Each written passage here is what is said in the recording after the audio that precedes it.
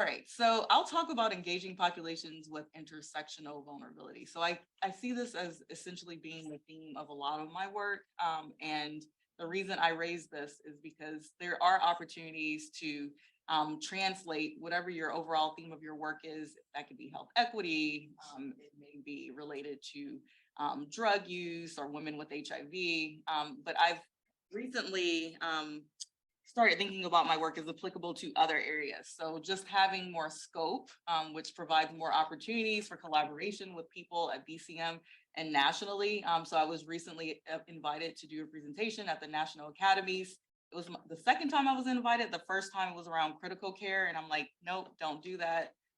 So I recommended one of my colleagues who actually wrote some papers around critical guidelines, critical care, like during the pandemic and the Hastings Center report. So she actually went. So again, when you have opportunities and you decline, you should always try to support and recommend someone else. Celia is really great at doing that because you don't know the types of doors that could open up for another person, even if you're too busy or your bandwidth is limited to do the work. So I couldn't decline this opportunity because there is some relationship between the work that I'm doing in terms of engaging communities and thinking about health equity as central to genomic screening. And it can apply to next generation newborn screening. Didn't know a lot about that. I feel like I know a pretty good bit about it now. Thinking about not only screening newborns who are at risk for genetic disorders, but also healthy newborns. So how are we going to navigate that in this landscape? So again, as a person with bioethics training, research ethics training, as well as public health, you'll find yourself, if you haven't already, you'll have lots of opportunities to do talks. And I'm just using this as one example because sometimes trainees and other people ask, like, what's the role of bioethicists in these conversations? How can we really contribute and advance conversations around health equity? So this is one example. I attended a panel at Tuskegee University in February of this year, and it was around trustworthiness, equity, and respect in genomics research. So this was essentially the theme of my presentation, and Dr. Stephen Shadecki, who's at the bottom, is a resident bioethicist at Tuskegee University, also one of my KO1 mentors. He was a professor when I was a student. So it's nice to be able to reconnect with a dream team of mentors to do this work. And here I talked about the importance of those doing ethical, legal, social implications work, engaging in critical reflection, critical dialogue, and truthful documentation regarding institutional untrustworthiness. So instead of thinking about distrust and mistrust, let's shift the narrative and focus more on trustworthiness and how institutions have been untrustworthy for a while. So the second part was highlighting that bioethicists can be involved with our skills in mediation, deliberation, taking part in IRBs, really promoting equity in terms of providing some insight on populations that like what exactly. Sari's like, I'm a bioethicist too. Like co-signing me right now. So bioethicists can lead efforts, especially highlighting populations that have been historically mistreated, underrepresented, and underserved in research in general, but again, especially in genomics research and healthcare. So I had the opportunity, and I actually presented this in my Academy's presentation, a job, if you have opportunities to respond to target articles, the right target article for the American Journal of Bioethics. There are many, there's one right now around ChatGPT and the role of bioethicists. Do we really need bioethicists, or can we just use, this AI in order to think about solving dilemmas?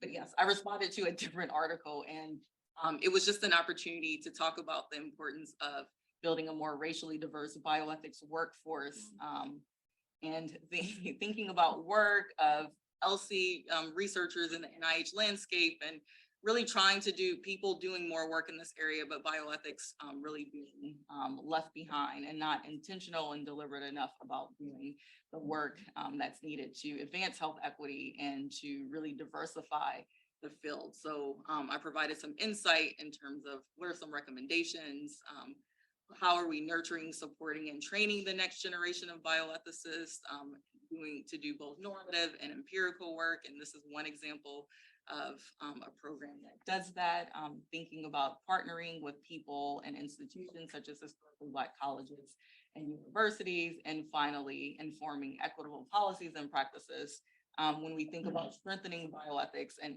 bioethics education and having more of an anti-racism and health equity lens in the work. So essentially, when it comes to responses and commentaries, sometimes you can push your own agenda. That's what I was told when I started writing them. So I find that there are opportunities to do that, but of course, acknowledging the actual article that was written. No, I actually did. I talked about the article. I tied it in. I'm just saying it also gives an opportunity to do that as well. So when I think about my work, again, overall themes, participants and stakeholders as experts. This is some of the work that I've done with Celia and RETI, thinking about populations that face social exclusion, stigma, marginalization, and how this essentially pervades the research process and can lead to unexpected ethical challenges. So this is where we come in. How can we anticipate those ethical challenges? How can we develop guidelines and protocols and tailor our protocols for certain populations that have these not only intersectional vulnerabilities, when we think about a combination of overlapping race, gender, sexual orientation, other types of behaviors, but also the resiliencies that these populations bring, their contextual knowledge, their learned experience, their lived experiences, and very, very important when we think about influencing health equity, and research processes. So the first article is directly related to my RETI project, and the second paper is really a reflection of my early work working with low-income African-American women in the Deep South and some of the challenges that I experienced. So one way to think about ethical challenges and dilemmas, similar to the conversation this morning, when you walk away and you feel like, you know what, something just wasn't right with that encounter, I don't really know what to do with that. It's important for us to document these things, to reach out to IRB, to publish so that our colleagues can also know how do you respond in these situations, even when your IRB is approved and you're doing things along the lines of the protocol and following it directly, there can still be unexpected challenges. So this is just important in our work. So the key considerations, drawing from some of the work in the Institute, racism, discrimination, and stigma are threats to health and healthcare equity. We have to contextualize and really operationalize intersectional vulnerabilities if we want to advance health and health equity. As it relates to participants as experts, stakeholders as experts, we have to evaluate and trust participants' perceptions of harms and justice and health research, genomics research in particular. When I think about examining LC research, there are a lot of historical instances in terms of collecting data, and we see this now from a contemporary perspective, how data, genomics data findings can be used to criminalize certain populations. So making sure that's at the forefront when we're having these discussions, to have balanced discussions about the benefits and potential harms, and to also talk about how will we respond and navigate to those things. And something Celia always says that I really love in terms of respecting the moral agency and expertise of participants. And many of us doing this work, we find that we should really turn to them and allow them to lead and guide and provide insight in terms of being equitable and ethical. So I also highlighted, and again, you'll see throughout this presentation, I know a lot of people are presenting research findings, but I'm focused specifically on scholarship and bioethics. So this is just one example of a special report released in 2018 from the Hastings Center around newborn sequencing. So again, keeping with this theme, because of course I wanted to make sure that I aligned my National Academy's presentation with some of the things that have currently were happening. So I actually, really, this is actually one of my favorite special reports, and I'll talk about our work in a few slides, but Josie and colleagues, Johnston and colleagues highlighted, if used carefully, genomic sequencing may help improve the health and well-being of newborns and their families. If used indiscriminately, it may disrupt family dynamics, waste medical resources, and undermine public trust. So again, important to bring bioethics scholarship to other biomedical scientists, genomicists, medical providers. We are in the position, as we're familiar with this literature and these things, that really predicting challenges. So this is part of what I do in my work. Just to conclude, again, thinking about models for engagement and really centering perspectives, prioritizing and respecting perspectives, local knowledge of groups that are traditionally socially marginalized, medically marginalized, engaging. All of my work, I really seek to engage in cross-disciplinary collaboration, working with other people, learning from other people's expertise. Right now I'm doing the work with maternal health. I'm not a clinician, so I'm able to work with OBGYNs, and they offer their perspectives, and that's provided me an opportunity to become more immersed in clinical ethics, in the role of clinical ethicists in addressing racism in these encounters. So it's just wonderful to work with people and to do this work and to start to delve into other areas that you may have not thought about. So these are just some examples of how that can happen. So I'll talk about, in the context of addressing anti-racism, how can we apply a bioethics lens to advance health and healthcare equity?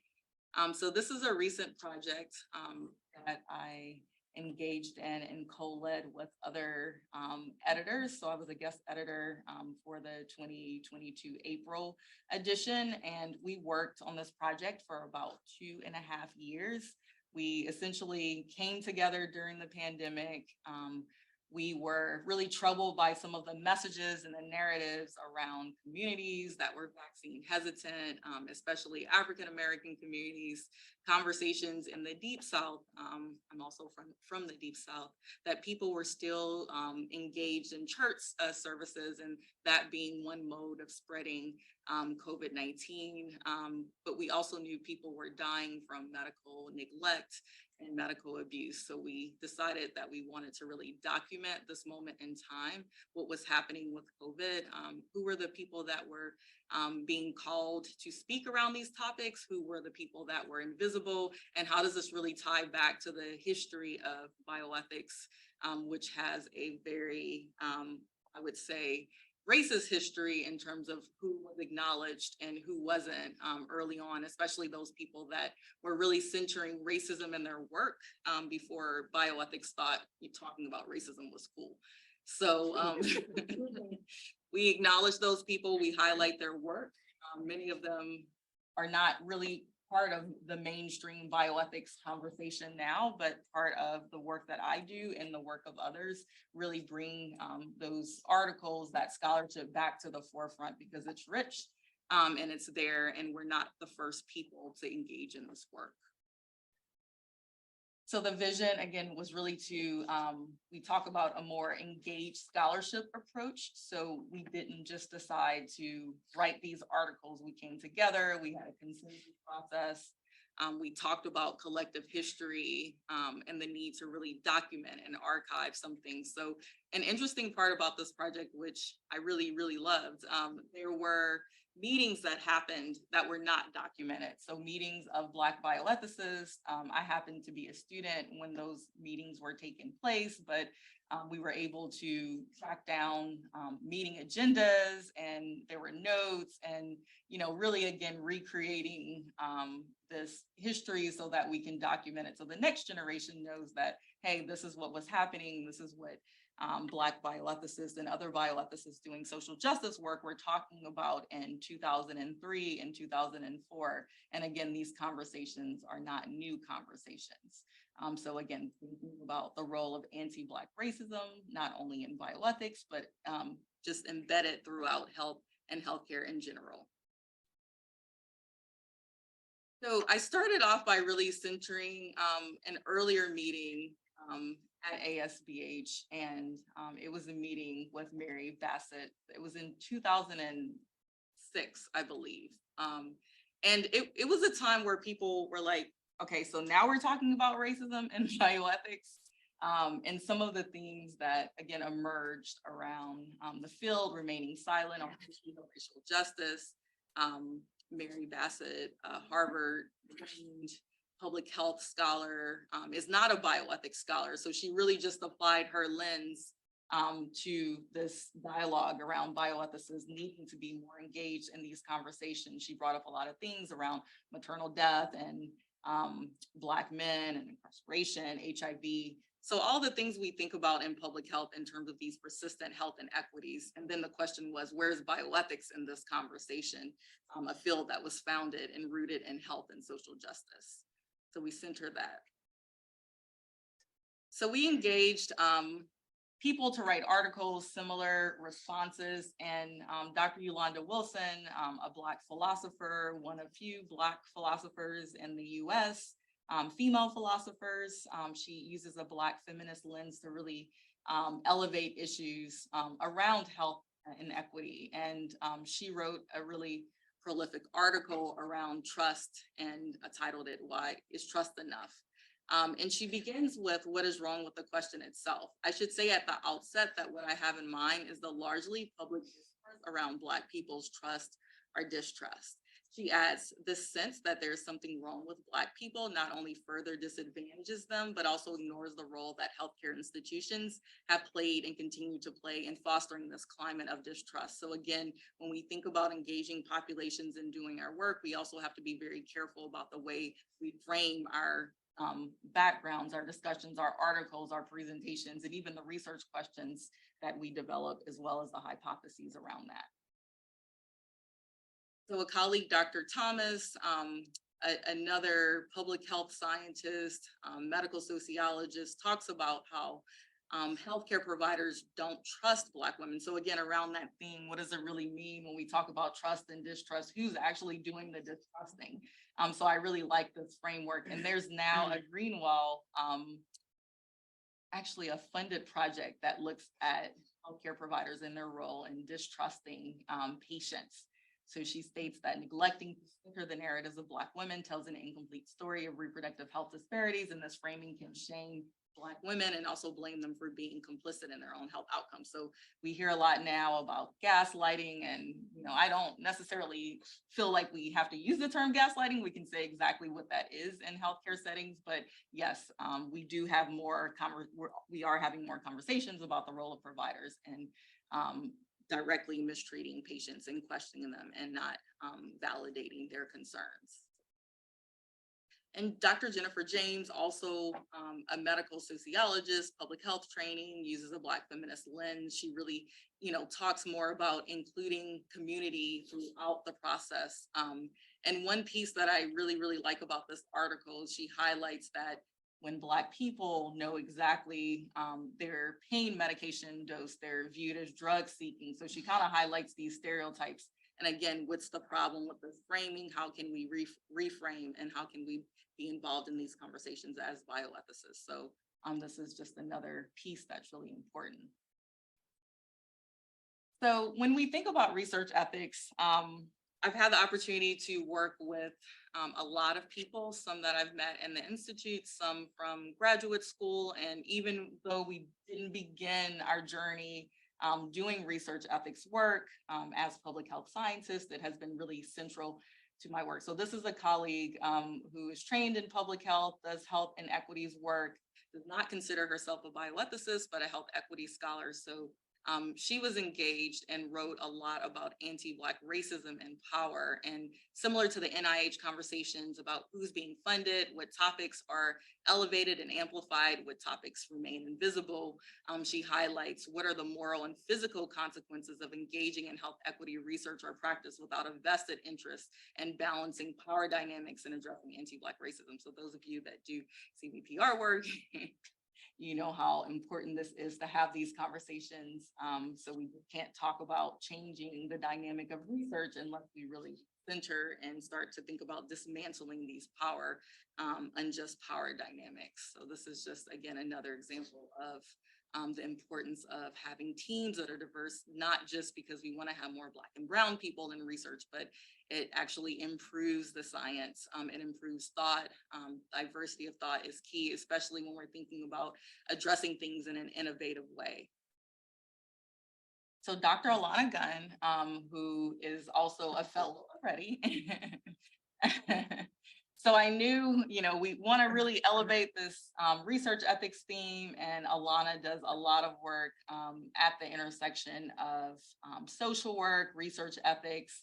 She works with populations that are especially marginalized, and she talked about her experience with conducting anti-oppressive research with Black women and compassionate ethical care. And one thing that she says that really resonates with me, she highlights the interview process as a context for naming one's intersectional experiences of stigma, as these overlapping devalued statuses reinforce oppression and pose barriers to women's ability to heal from trauma and substance abuse. She also highlights this as a safe space in ways that as researchers, we can really engage in compassionate care. We may be the only people that a research participant can talk to about, for instance, their HIV status, and that can be healing. So we have to make sure that we're prepared to respond in a way that's appropriate, compassionate, respectful, and ethical in these research encounters. And I'll end with Dr. Nicole Overstreet, also a RETI fellow. What year, what cohort? Maybe the third or fourth year, early. She was with Alexis, right? Yeah. Okay. I don't think that was done. Okay, yeah. Anyway. So Nicole's amazing and does a lot of really interesting work. She is a psychologist, a social psychologist. Yeah, she's a social psychologist. Yeah, social psychologist, and she talks a lot about. Yeah, her articles really keep it real. Yeah. Anti-Black racism and critical bioethics studies, and the role of the state in really perpetuating research abuse and other forms of abuse, and thinking about how can the state really serve as a right of racial justice when it's not really anchored in Black liberation. So check this article out. Great article. Yeah, it's a very powerful article when we think about research abuses and the role of the federal government and the state in really sponsoring and really perpetuating this sort of misbehavior, all the things. So I'll talk about the importance of bioethicists, just kind of some final concluding points. We have a moral as well as a professional obligation to think about the factors that really give rise to health and healthcare inequities. We have to increase the racial, ethnic diversity and disciplinary diversity in the field by engaging in more cross-disciplinary work. And this is what we're doing here. We all come from different areas. It is an important aspect in bioethics to really expand the bioethics canon. Those doing research and healthcare must engage in anti-racist training, more avenues for scholars of color to publish work. So this is an area that I'm very committed to, especially after working on this report. There were a lot of scholars that did not want to write initially because they were afraid of the sort of reviews and responses that they would receive around racism. And I have to say that we sort of served as mediators when these articles went out for peer review. And sometimes I had to take a step back after reading the articles. And then I would send really mad emails. Like, how can a reviewer say this? They shouldn't be reviewing for the Hastings Center. If you're not an expert in race or racism, don't agree to read an article. There are a lot of issues with people writing racism articles and not always people saying, well, we don't really understand this history. So if we're talking about Black feminist ethics, sometimes we receive comments like, you're having a conversation that I'm not aware of. Clarify. And again, those are the kind of comments that usually get pushed through to the writer, but we, of course, again, did not share those comments, and some comments we were able to reject. So that's something like when you think about racism or anti-racism, and editorial practices, and how can we begin to really address that? Maybe training for those that are reviewing, maybe firing some reviewers. I know there aren't a lot. Yeah, so it's definitely a challenge. So finally, training programs and in the bioethics pipeline. I mean, some say there's not really one. We need one. We need more training programs. Fordham's an excellent example. Hastings Center is doing sort of these short programs, summer programs, year programs, not as intense, but with PhD students really interested in bioethics. Society of Family Planning Change Makers, I was a part of that. Oh, which I really love that program. I mean, they give you funds, 20% protected time to just think and write. And sometimes that's what we need. I struggled in the beginning because I kept saying, oh, I need to do this research project. They're like, you're not doing a research project. And I'm like, well, what am I doing? Like, what are you giving me money to do? Just to think, just to plan. So yes, that's exactly what they give people money to do. And that's an important piece. And they do that for some of their other mechanisms as well. Sort of this 2-phase. In the first year, you might work on doing maybe some informal interviews, review the literature. And then in the next phase, you really propose the research. And I think that keeps us innovative and gives us space to not just recycle the work that we're doing, but to really enhance it by collaborating and figuring out who hasn't been at your research table, and how can my work be enhanced by that.